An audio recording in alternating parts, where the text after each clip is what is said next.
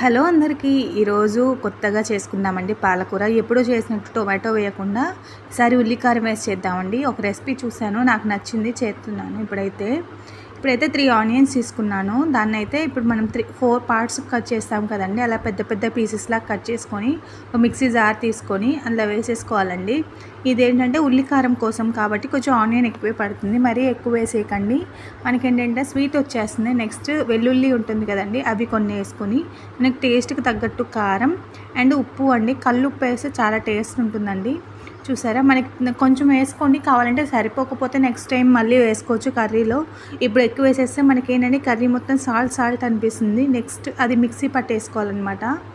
ఇప్పుడు ఒక బాండీ పెట్టేసుకొని మందంగా ఉన్నది తీసుకోండి, లేకపోతే అడుగు పట్టేస్తూ ఉంటుంది.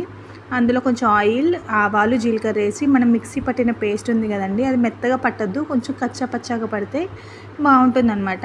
అది వేసేసి మంచిగా ఫ్రై చేసుకోవాలి. ఆనియన్ మంచిగా పచ్చివాసన పోవాలి. పచ్చివాసన పోకపోతే ఏంటంటే మనం ఆ కర్రీ తినేటప్పుడు కూడా పచ్చివాసనలాగా అనిపిస్తుంది, మనకి అంత మంచిగా అనిపించదు.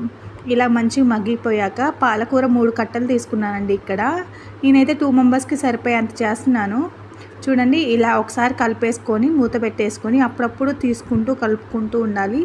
ఇలాగా వాటర్ బాగా సపరేట్ అయ్యాక ఆ వాటర్ కూడా ఎగిరిపోయేంత వరకు మనం మిక్స్ చేసుకుంటూ కలుపుకుంటూ చేసుకుంటే చాలా బాగుంటుందండి. చపాతీలో కానీ రైస్లో కానీ ఒకసారి ట్రై చేయండి. ఎలా వచ్చిందో కమెంట్ చేయండి. Subscribe to my channel.